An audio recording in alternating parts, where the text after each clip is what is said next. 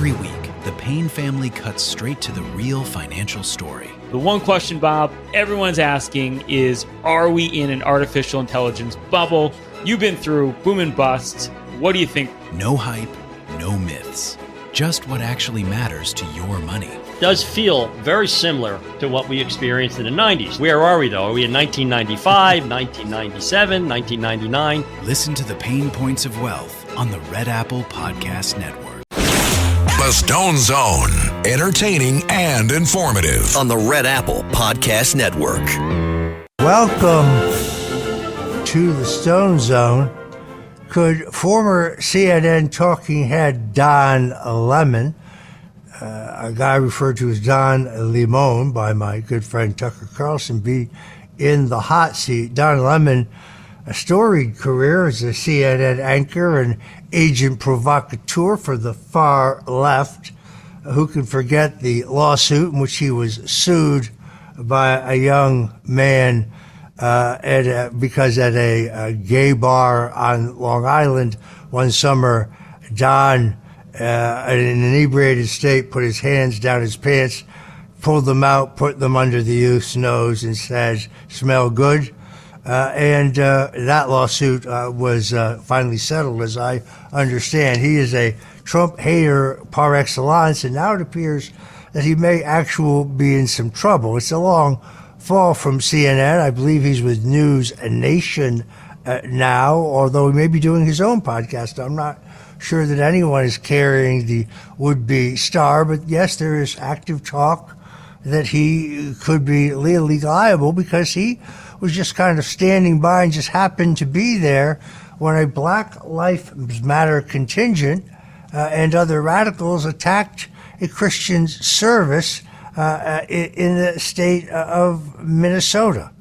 This a terrorist attack on a house of worship during a service or a mass or any other ritual of that religion cannot be tolerated.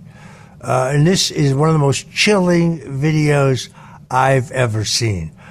And a senior Department of Justice official is now announcing essentially a crackdown on extremists who masquerade as journalists. That's exactly what Don Lemon is here, exploiting that designation in a deceptive attempt to operate above the law.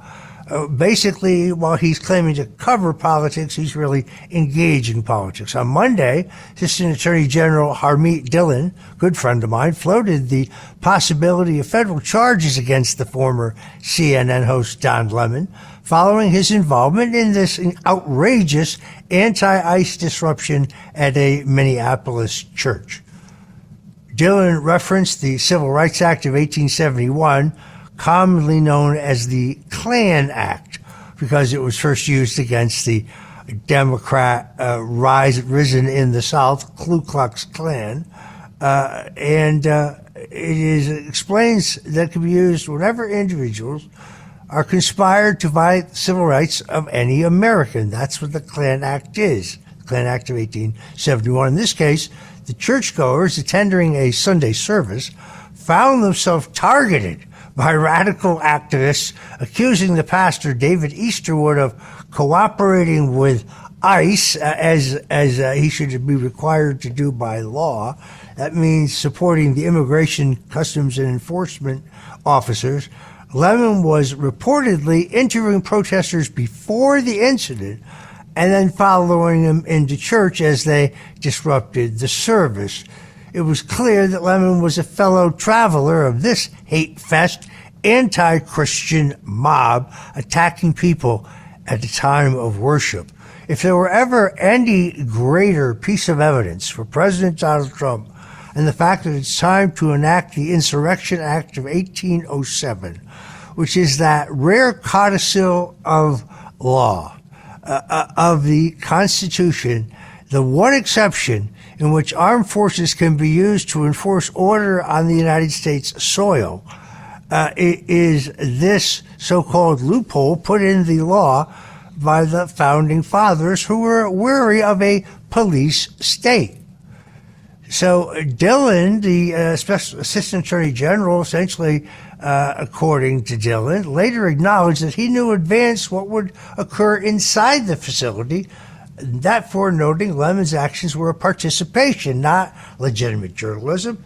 Dillon, the Assistant Attorney General, is arguing that material support for disruptive activity, conspiracy to violate civil rights, and the use of media platforms as instruments of unlawful conduct could be relevant to prosecute Lemon under the Klan Act. Don Lemon, unfortunately, getting less and less relevant. For years, these left media figures have been hiding behind their press credentials, always embedding themselves in the subversive activity, helping to orchestrate the actual attacks on law enforcement, border security, religious institutions. Conservatives have long warned that this double standard completely erodes the rule of law. It chills the constitutional rights of ordinary Americans. The answer now is whether equal justice will finally be applied, if you ask me. If so-called journalists knowingly exercising their faith, their free faith or association, the First Amendment does not grant them immunity.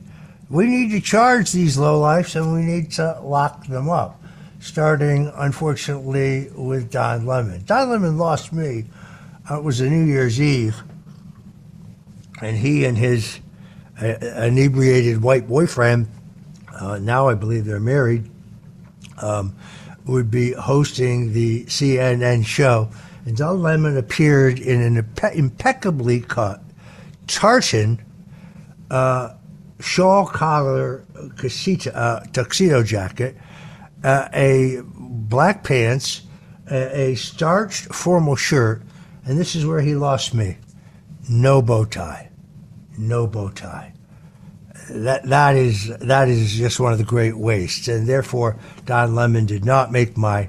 I guess I was probably in my 14th year or my 13th year of my international best and worst address list that I put out, as like clockwork every New Year's Day. The one year that I didn't publish it was the year that a federal judge had me on unconstitutional gag, and I wasn't allowed to comment on any public issue, but most particularly I wasn't allowed to defend myself in the Russian collusion hoax. But I know Lemon well. I had an apartment first on the Upper East Side, and then I moved into gentrified Harlem, lived right off of Adam Clayton Powell Boulevard. Adam Clayton Powell, one of the true great leaders of civil rights. Adam Clayton Powell what used to infuriate the old white Senate bulls in the House and the Senate in the Congress. First of all, he was impeccably clad. He had a thin pencil mustache. He was impossibly handsome. He was the pastor of the Ebenezer Baptist Church. He could pass, as they say. He was a man of impeccable style, a great dresser. He was elected to the House, and he rose through the ranks to become chairman of the powerful Appropriations Committee. He had an excellent relationship with Lyndon Baines Johnson, the vice president who became president. He brought a lot of bacon home for New York. He was ultimately jammed up in a scandal. There were several around him. He was a rogue. He was a ladies' man. He was impossibly handsome. He drove a powder blue Jaguar convertible, a 1938 Mark, I guess it was a Mark 5 or Mark 6 Jaguar convertible that he would purposely park at the base of the Capitol where they had valets, where all the segregationist senators could see them. It aggravated the heck out of him, reportedly. But in any event, what you have here in this particular case is Don Lemon, no longer a journalist, an activist.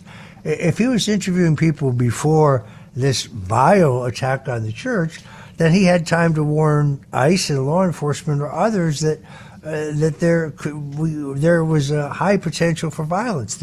If you've seen the video, it is horrific. The children watching all of this look like, and this possibility is very real. This comes the day after a BLM spokesman, you heard it right here in the Stone Zone, said it's time to burn the city down to get their attention. Now, I, for one, believe that one of the great tests of the last 4 years was when you had widespread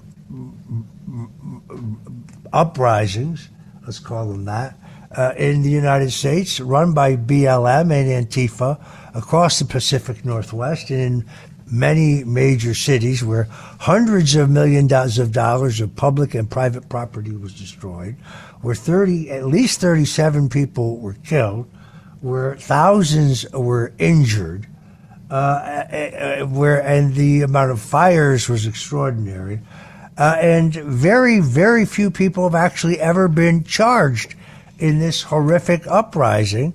The president could have enacted the Insurrection Act then. There was some talk of him doing so, but he ultimately was convinced, I think by his advisors, that it was the governor's prerogative to call out the National Guard rather than order them out. And every governor in those states where they were having widespread problems delayed. Tim Walz was very late. Minneapolis, St. Paul was already burning. But Tim Walz, the governor, who was the vice presidential candidate's wife, said when she flung open the French doors in the morning, she loved the smell of the city burning because it reminded her of the fight for justice. That's the kind of thinking we're dealing with here. And that insurrection across the country was not put down forcefully, but now history is repeating itself. And what you see in Minnesota is a situation that is spinning out of control. If local law enforcement and state law enforcement will not enforce the law, then federal law enforcement must. It's required in the Constitution. There's a complete abdication in the city of Chicago. J.B. Pritzker, the orotund would-be candidate for president, and Mayor Brandon Johnson, who has a 6% approval rating at this moment, have essentially passed through a provision of law that prevents the Chicago Police Department to coming to the physical aid of an ICE agent whose life may be endangered by protesters or other criminals. Legal experts who have looked at this say that Pritzker and Johnson could both be found personally liable, significant in the fact that the governor, J.B. Pritzker, is a billionaire 20 times over. He's worth billions, but beyond that, we've just learned that the state has basically enhanced and put contracts into his blind trust that give his earnings, the earnings of his family-owned Hyatt Corporation, just blows them through the sky. So he's self-dealing. Before this scandal's over, it's going to make the Somali stuff going on in Minnesota look like small potatoes. But J.B. Pritzker, another elitist billionaire, but dipping into the public system to help himself. I never understood this. I saw it with Dick Cheney. He stepped down from Halliburton, where he owned a big ton of stock, and he knows his stock was put in a blind trust. And then, of course, he convinced the American people to go to war in Iraq under a number of false pretenses, and his Halliburton stock skyrocketed in value. So how blind is the trust? These politicians pull this one all the time. We'll talk more about it on the other side when we come back right here in the Stone Zone. We've got more hot politics for you on the way, so please stand by, keep listening. We'll be right back. The Stone Zone, entertaining and informative. On the Red Apple Podcast Network. Welcome back into the Stone Zone. What a long, strange trip it's been. I started as a traditional conservative Republican. and a full-fledged swamp creature before I became an outsider and recognized the elitist elements that have dominated both parties that are destroying our country. I mean, sure, I'm proud to be a member of the party of Lincoln, the party of Theodore Roosevelt, the party of Eisenhower, the party of Nixon, of course, Reagan and Trump. That's my Republican Party. On the other hand, I also recognize that we still have, even after Donald Trump took over the Republican Party in the hostile takeover of 2016 and has fully dominated it, easily turning back a number of politicians who thought they could wrest the nomination from him, like Governor Ron DeSantis, Governor Nikki Haley, operating behind the scenes, former Secretary of State and CIA Director Mike Pompeo, all maneuvering to succeed Trump when Trump went to jail in the tsunami of law firm. All of these people were out there planning for a day that never came because Trump had the courage to fight it out. It just remains to me that they continue to underestimate him. The ovation he got at the college game was, I think is a closer measure of where he stands with the American people. It is the polling is kind of all over the place. Trump had thunderous applause this past Monday, if you didn't hear it, at the college football playoff in Miami, the most football crazy town there is, choosing to spend Martin Luther King's federal holiday alongside every American, celebrating one of the nation's most cherished traditions. Fresh off a long weekend at Mar-a-Lago, where my friends saw him dining. He watched the football game like most red-blooded Americans, and then he headed to the game in Miami. President Trump has always been a great football fan. And if you heard that crowd and you look at the polls that left-wing media outlets are reducing, you're seeing and hearing two different things. We'll talk about it when we come back. You're listening to Stone Zone on the Red Apple Audio Networks, and we've got more politics for you on the other side. The Stone Zone, entertaining and informative. On the Red Apple Podcast Network.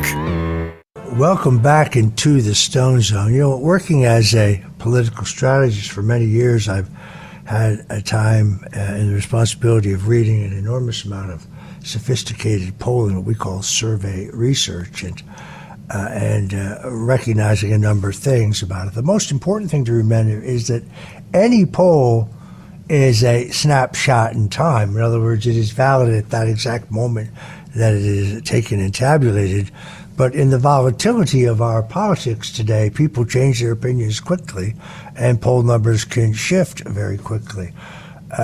So while there are some mainstream polls today who have given President Trump a net unfavorable rating, what they fail to recognize, those same polls reflect the rock-solid nature of his base, which, of course, is at an all-time high for Republicans.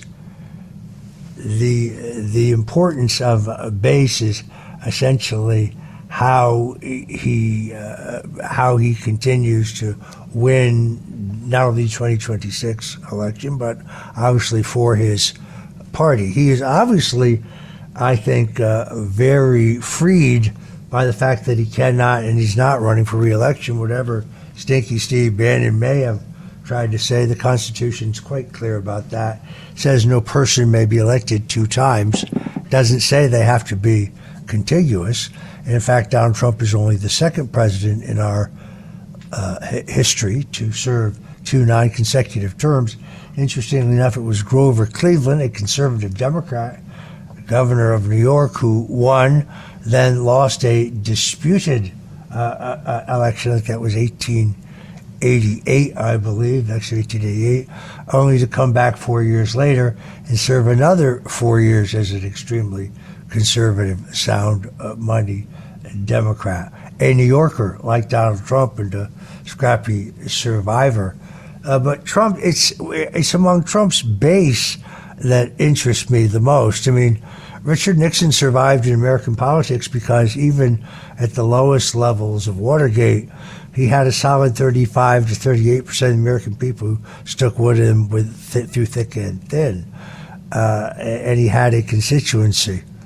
And that was in his darkest days. He survived after the 1960 election because he had lost such a close race. And he had a core constituency in the parties that supported him, started him as on the comeback trail, but he essentially reassembled himself. But with Donald Trump, his numbers are superlative beyond anything I have seen. In other words, I also worked for Ronald Reagan, had an opportunity as his Northwest political director for 2 campaigns, the first one in which I had responsibility for New York, New Jersey, and Connecticut.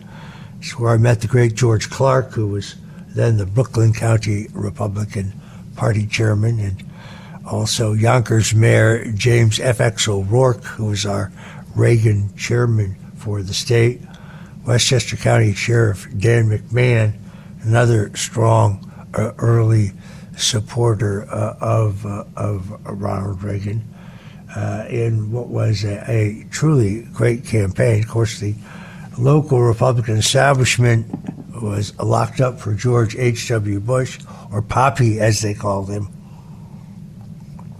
We ended up filing petitions to run Reagan delegates in every district in the state, but many party leaders saw the wisdom of endorsing Reagan early. Therefore, the Nassau County delegates, controlled by then County Chairman Joe Marciata, became Reagan delegates, and one by one, these party chieftains would fall, and everything fell into place. The point is that base is everything, and probably, and nothing has rattled Donald Trump. He has 96% approval ratings among Republicans, 98.6 among conservatives in many reputable polls. There is, despite the fact that there is not total improvement with all of the policies of the Trump administration, his cutting taxes, his cutting registration, his initiating his tough tariff policies, he's switching to seeing every question put before the federal government through one simple prism. What is best for the United States of America? Because you see, Trump likes to win. Trump's a winner, and he wants to see America win. So he wants to make the country as rich and as prosperous and as powerful as he can. And these tariff deals have brought literally billions of dollars to America's bottom line, and more money to be had. You also have a president who has unleashed a gas and oil explosion, which is why gasoline prices, which until recently plagued Republicans, as they plagued Joe Biden, as the number 2 or sometimes even number 1 issue when you ask people how to judge their personal financial strength, what was their greatest concern, ranked repeatedly in all the polls, because gas prices have now dropped so much, it has dropped to people's 5th or 6th concern, with food prices continuing to lead the list. But the other thing I can tell you is clever pollsters and researchers such as Tony Fabrizio and others tell me is that the fundamentals are essentially still in place. There's no erosion in the president's support, and there is strong support for these revenues entering the country. And then people should also recognize that Trump will get a boost when a non-politicized Federal Reserve Board gives the country the interest rate it deserves if you use the unemployment rate and the inflation rate as the two measures which by law they're supposed to measure by, the two things that were not as beneficial then as they are today, or challenging as they are today, when the Fed cut rates for Joe Biden to try to help him get reelected. So why can't we have a deep cut now? The economic indicators that were due this cut with low inflation and low unemployment, both lower than the last time they cut rates. So it's Jerome Powell who's actually the one who's acting politically, but that will also give Trump a lift for the 2026 elections. The food prices have come down, but they're not down low enough, but they will go much lower. Gas prices are already low. Interestingly, affordable housing is now an issue that was really kind of first identified by Robert F. Kennedy Jr. in his presidential campaign, but has now moved into second place as the availability and cost of housing becomes a major problem for many Americans. Part of that problem, of course, is caused by the influx of illegals seeking to rent properties that are available, particularly low-cost properties. That's one of the issues, but high mortgage rates have made it difficult, and a tighter economy have made it difficult in the Biden years for home ownership to become a reality for millions of Americans. In Bill Pulte, formerly with the Pulte home family, the president appointed a tiger as the Federal Housing and Finance Agency. Not only has he ferreted out mortgage fraud in multiple cases, such as New York Attorney General Letitia James, Senator Adam Schiff, and even Congressman Eric Swalwell. He is working with others about whether Fannie Mae and Freddie Mac, the two government-owned mortgage companies, which Bill Pulte also chairs as the head of FHFA, should be taken public. They have now billions of dollars of worth. Donald Trump could take them to the public markets, but maintain U.S. government control of them and literally reap hundreds of billions of dollars for the United States. So all of these things will happen between the 20 and 26 elections.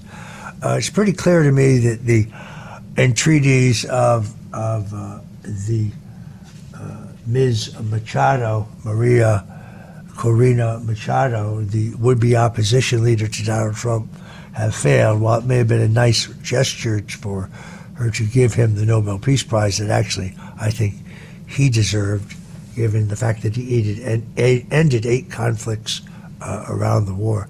People I know in the Congo, the Democratic Republic of the Congo, and in Rwanda, individually have told me how much they appreciate Donald Trump's successful effort to end that bloody conflict after decades. Just another example why Trump should be given the Nobel Peace Prize.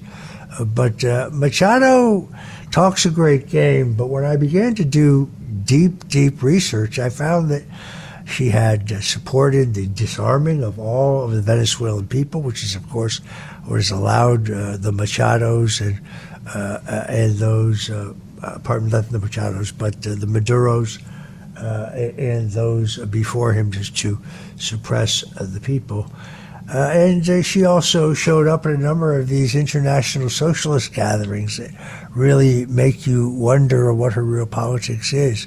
Our own CIA, of course, always props up opposition, but that doesn't mean that that the opposition isn't kind of created or reinvented itself. And then some of the people around Machado concern me. So her top advisors called Donald Trump an idiot, dismissed entirely the idea that the 2020 election was stolen from him, even dismissed the idea that he was spied upon, said that was absolutely absurd, said Trump's crying was absurd. This was Machado's top advisor, who she brought to the White House meeting with her. That's not the way to handle Donald Trump. Trump was cool but perfunctory. It's very interesting how he staged this. He did allow some pictures to be taken, but he did not come out and do a side-by-side stand-up press opportunity with a world leader, as he would often do, and she did basically come in a side entrance rather than through the formal evidence entrance where the press was waiting for her. I think the president has said from the beginning she's a nice lady, but according to the president, she doesn't have the national support. The real question, of course, is what comes next in Venezuela. Right now, we seem to be in a position, for those who said there he is with George Bush-style regime change, to me it appears like the current regime is still in control. So the arrest of Maduro is very clearly not about regime change, because believe me, if Donald Trump wanted to change the regime, he can and will do so. Delcy Rodriguez, who at first declined to take the position of president, insisting Maduro was still the president, he was illegally snatched, finally took the oath of office and became president. But she's just another hardline socialist chavista, like the long line of tyrants before her. The president, she clearly has gotten President Trump's message that she, to use the president's blunt language, must do everything we tell her to, or we will obliterate her. She must take that very seriously. On the other hand, these people are like trapped rats. You have to understand that Venezuela ceased to be a country. It was like a mafia drug importing operation in which all of the government officials were involved in one major enterprise, which was moving billions and billions of dollars. There is no question that it's time for a change, but I'd like to see, at a minimum, some short-term transitional group, and among those I think who should be included is Edward Bitar, whose small but fledgling Rumble Party has been on the move. He's been the one candidate who's been independent of all this previous corruption, and all of the fact that the Chavistas are smart Marxists. They set up, what is called controlled opposition. And that is precisely what I fear has happened in Venezuela. The situation there is got to be watched very carefully. But I'm glad to see Donald Trump when they say, oh, it's about oil. He's absolutely right. It is about oil. Donald Trump understands that China not getting that oil is a huge advantage. This China was taking 80% of the oil. This was a shot in the kidneys to our biggest and most dangerous enemy, and that is the communist Chinese president. Donald Trump recognized that much of the international community refused to admit the Maduro regime was illegitimate, was running essentially as a drug cartel under the facade of being a government. President Trump's America First policy consistently refused to normalize this kind of narco-tyranny. To me, this places the safety of the American people above all else. These are drugs that end up on the streets of the United States, killing American citizens. So whether you're confronting Maduro's regime, above all, it was a matter of protecting the American people. I say Trump did the right thing. We'll be right back. The Stone Zone, entertaining and informative. On the Red Apple Podcast Network. Welcome back into the Stone Zone. The United States evidently has quietly concluded its withdrawal from having 2 decades of American troops at the Assad Air Force Base in Iraq's Anbar province, officially ending more than, as I say, 20 years of American military presence in Iraq. The fact that these troops are even in Iraq, of course, is a leftover from the fact that former Vice President Dick Cheney, essentially manipulating, I think, President George W. Bush, manipulated us into a war for which there was no basis. First of all, he claimed that Saddam Hussein, who was a CIA a CIA constructed puppet, a creation of the CIA, was said to have weapons of mass destruction, to have access to yellow cake uranium. They forced Colin Powell against his will. Dick Cheney did, the vice president, who was in many ways the de facto president under George W. Bush, at least early on, into saying on the floor of the United Nations, essentially very damaging to Powell's career when it was learned that that was not true. So it's extraordinary that we are just now pulling down the final troops from Iraq. The drawdown follows actually a September 2024 agreement between Washington and Baghdad that dissolves the U.S.-led coalition that once served as, I guess we used it as a barrier against the Islamic State. Now, the original target date, I'm told, for full exit was as late as 2025, leaving about 250 to 350 military advisors behind. Those are CIA agents, folks. President Trump has made it clear that this withdrawal does not mean weakness. Only last week he held direct talks with the Syrian president, Ahmed al-Shar, reforming support for Syria's territorial unity and a joint commitment to destroy ISIS. Al-Shar is a tough guy in his own right. Both leaders agreed continued cooperation against terrorism is essential to regional stability. U.S. Central Command echoed that resolve, emphasizing coordinating military pressure against ISIS and supporting de-escalation through strength. Look, Trump has bombed ISIS on the ground in Nigeria. He's bombed ISIS on the ground in Somalia. He is clearly set to destabilize and deconstruct ISIS.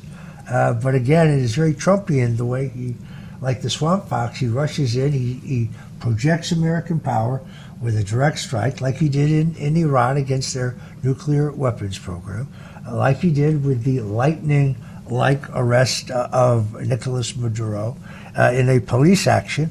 It was a law enforcement action in which he was arrested for crimes committed in the United States by the Department of Justice, and the U.S. military merely served as backup for his arrest. That's not a regime change. If that were regime change, well, then Delcy Rodriguez would not be president. In any event, that's about it for us today. Thank you very much for joining the Stone Zone, where we talk politics, news, history, and, style 5 days a week. Until tomorrow, God bless you and Godspeed. Thanks for listening to The Stone Zone with Roger Stone. You can hear The Stone Zone with Roger Stone weeknights at 8 on 77 WABC. If you like the podcast, share it with your friends and listen anytime at WABCRadio.com and download the WABC Radio app. Hit that subscribe button on all major podcast platforms. Plus, follow WABC on social on Instagram, TikTok, Facebook, and X. See you next time for a new episode, so you never have to wonder. What the heck is going on here? Every week, the Payne family cuts straight to the real financial story. The one question, Bob, everyone's asking is, are we in an artificial intelligence bubble? You've been through boom and bust. What do you think? No hype, no myths. Just what actually matters to your money. Does feel very similar to what we experienced in the 90s. Where are we, though? Are we in 1995, 1997, 1999? Listen to the Pain Points of Wealth on the Red Apple Podcast Network.